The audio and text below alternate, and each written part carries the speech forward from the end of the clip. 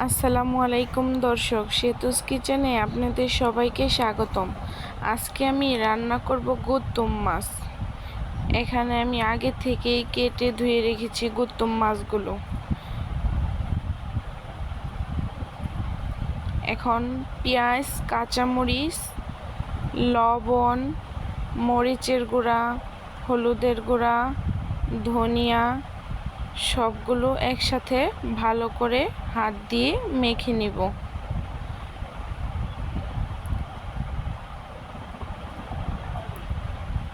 এইভাবে গুত্তুম মাছ রান্না করলে অনেক মজা হয়।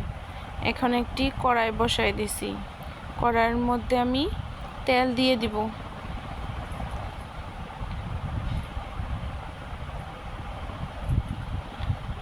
তেলটা ভালো করে গরম হলে আমি মাছগুলো সব ঢেলে দিব। এখন একটু নেড়ে চেড়ে ভেজে নেব।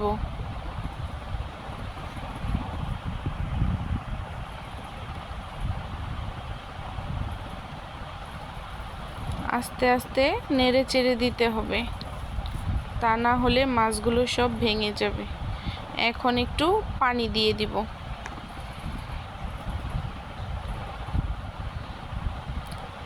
একটু পর পর নেড়ে চেড়ে দেব। গুত্তুম মাছ রান্না করাটা অনেক সহজ। এখন একটু জিরে গুঁড়ো দিয়ে দিব।